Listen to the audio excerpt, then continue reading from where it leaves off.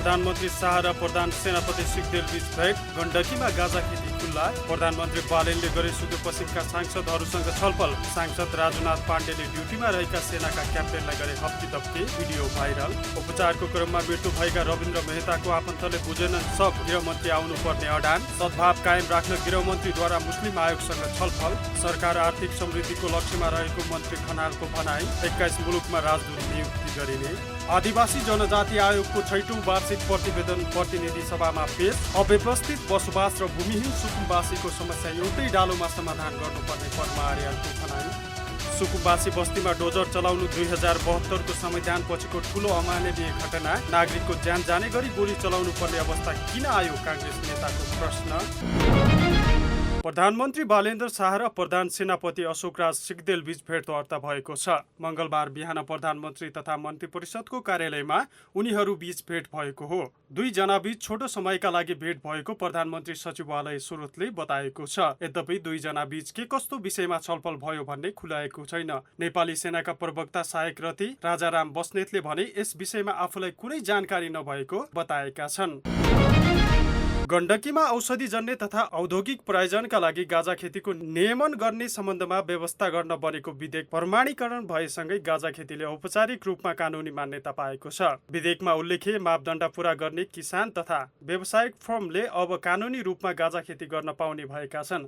यसरी गरिएको खेतीबाट औषधिजन्य पदार्थ तथा औद्योगिक कच्चा पदार्थ उत्पादन गर्न सकिनेछ। लागु औषधजन्य पदार्थका रूपमा प्रयोग हुन सक्ने अंश भने तोकिएका अधिकारीको रोहबरमा नष्ट गर्नुपर्ने व्यवस्था विधेयकले गरेको छ।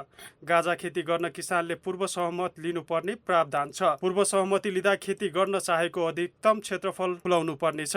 2 रोपनी भन्दा कम क्षेत्रफलमा गाजा खेती गर्न अनुमति नदिने व्यवस्था गरिएको छ।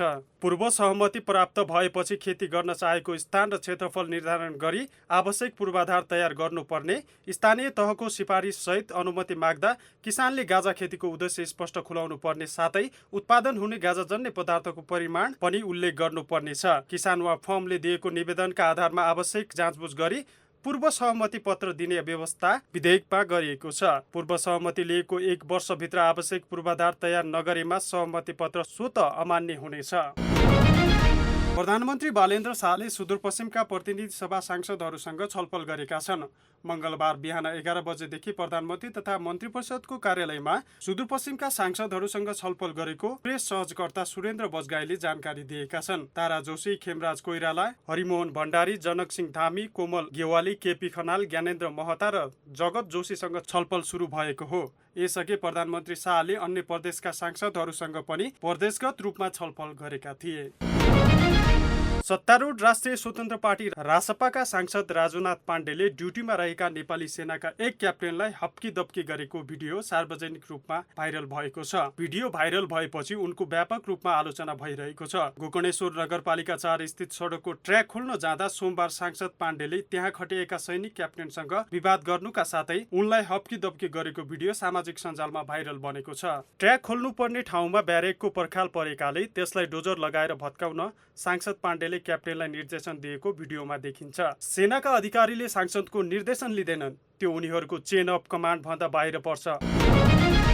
गृहमन्त्री सुदन गुरुङले मुलुकका विभिन्न स्थानमा देखिएका अशान्तिलाई शान्त र सद्भावमा बदल्न विभिन्न धार्मिक सङ्घ संस्थाका प्रतिनिधि र अगुवाहरूसँग छलफल गरेका छन्। मंगलबार गृह मन्त्रालयमा मन्त्री गुरुङले हिन्दूवादी सङ्घ संस्थाहरूका प्रतिनिधि लगायत मुस्लिम अगुवाहरूसँग पनि छलफल गरेका हुन्।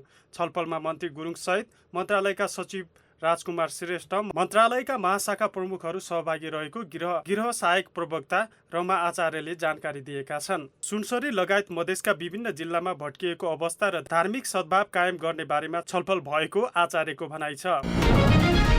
राष्ट्रिय स्वतन्त्र पार्टीकी सांसद इन्दिरा राणा मगरले पाकिस्तानको बोटपिकमा हिमपैह्रोमा परेर ज्यान गुमाएका नेपाली आरोही निर्मल पूर्जालाई राष्ट्रिय विभूति घोषणा गर्न माग गरेकी छिन्। सांसद राणा मगरले पूर्जाले आफ्नो साहसिक विश्व कीर्तिमानी मार्फत नेपाललाई विश्वभर चिनाउन महत्त्वपूर्ण योगदान दिएको बताएकी छिन्। पूर्जाले सन् 2019 मा विश्वका 8000 मिटर भन्दा अग्ला सबै 14 हिमाल 6 महिना भन्दा केही बढी अवधिमा आरोहण गरेर विश्व कीर्तिमान कायम गरेका थिए। परराष्ट्र मन्त्री शिशिर खनालले सरकार आर्थिक समृद्धि हासिल गर्ने लक्ष्यका साथ अघि बढिरहेको बताएका छन्। परराष्ट्र मन्त्रालयमा मङ्गलबार आर्थिक कूटनीतिक महाशाखाको आयोजनामा भएको कार्यक्रमलाई सम्बोधन गर्दै उनले आर्थिक समृद्धिका लागि अन्तर्राष्ट्रिय सहायता र व्यापार महत्त्वपूर्ण आधार रहेको औल्याएका छन्। मन्त्री खनालले अन्तर्राष्ट्रिय सहायता र व्यापारका क्षेत्रमा नेपालको सहभागिता र लाभलाई थप विस्तार गर्नुपर्ने आवश्यकता रहेको बताएका छन्। उनले भने अन्तर्राष्ट्रिय सहायता र व्यापारको महत्त्वपूर्ण पाटोलाई थप कसरी वृद्धि गर्न सकिन्छ भन्ने हो। वर्तमान भू राजनीतिक परिस्थितिबाट सिर्जित चुनौती तथा समितिलाई मध्यनजर गर्दै नेपालले आफ्ना प्राथमिकता स्पष्ट पारेर अघि बढ्नुपर्ने विषयलाई सरकारले ध्यान दिएको उनको भनाइ छ। नेपालले कम विकसित मुलुकको हैसियतमा विभिन्न मुलुकबाट शून्य भन्सार दरको सुविधा पाउँदै आए पनि त्यसबाट अपेक्षित लाभ लिन नसकेको उल्लेख गर्दै परराष्ट्र मन्त्री खनालले विगतमा कहाँ अवसर गुमायो भन्ने विषयमा समीक्षा गर्नुपर्ने आवश्यकता औल्याएका छन्। उनले भने हामी लामो समयदेखि चुनौतीपूर्ण अवस्थाबाट गुज्रिरहेका छौँ। अब त्यसबाट निस्केर हामीले कुन कुरालाई अहिले काम गर्ने भन्ने बाटो पहिल्याउनु पर्ने हुन्छ। परराष्ट्र मन्त्री खनालले सबै क्षेत्रमा एकैपटक काम गर्न खोज्दा तथा सीमित स्रोत साधन सबै क्षेत्रमा परिचालन गर्दा अपेक्षित परिणाम हासिल हुन नसक्ने बताएका छन्। परराष्ट्र मन्त्री खनालले अबको परिवेशमा राजनीतिक शक्ति आर्थिक शक्तिबाट जोडिने भएकाले त्यसलाई मध्यनजर गर्दै नीति तथा योजना निर्माण गरी प्रभावकारी रूपमा कार्यान्वयन गर्नुपर्ने उल्लेख गरेका छन्। नेपाल सरकारले विभिन्न 21 मुलुक र नियोगमा रिक्त रहेका राजदूत नियुक्त गर्ने तयारी थालेको छ। राजदूत रिक्त रहेका 16 दूतावास सहित 4 वर्षे कार्यकाल सकेर म्याद थपेर काम गरिरहेका इजिप्ट, बहराइन, बङ्गलादेश, म्यानमार र राष्ट्रसङ्घीय नियोग भियतनाम समेत 21 नियोगमा 2 हप्ताभित्र राजदूत नियुक्त प्रक्रिया अघि बढाएको परराष्ट्र मन्त्रालयले जनाएको छ। सरकारले आदिवासी जनजाति आयोगको 6औं वार्षिक प्रतिवेदन आर्थिक वर्ष 2081-82 को प्रतिनिधि सभामा पेश गरेको छ। कानून, न्याय तथा संसदीय मामिला मन्त्री शोभिता गौतमले उक्त प्रतिवेदन सभा समक्ष प्रस्तुत गरेकी हुन्। संवैधानिक निकायले आफ्नो वार्षिक प्रतिवेदन राष्ट्रपति मार्फत सरकारलाई बुझाउने र सरकारले सो प्रतिवेदन संसदमा पेश गर्ने प्रावधान रहेको छ। नेकपा एमालेकी सांसद एवं पूर्व भूमि व्यवस्थापन मन्त्री पद्मा अर्यालले भूमिहीन सुकुम्बासी र अव्यवस्थित बसोबासको समस्यालाई एकीकृत ढङ्गले सम्बोधन गर्नुपर्ने बताएकी छन्। उनले सुकुम्बासी र अव्यवस्थित बसोबासी समस्या जेलिएको हुनाले यसलाई फरक पाटोबाट हेर्दा समाधान ननिस्किने बताएकी छिन्। उनले सरकारले केवल राजनीतिक स्टन्ट मात्र नगरी सुकुम्बासी र भूमिहीन समस्यालाई कानुनी र व्यावहारिक रूपमा टुङ्ग्याउनु पर्नेमा जोड दिएकी छिन्।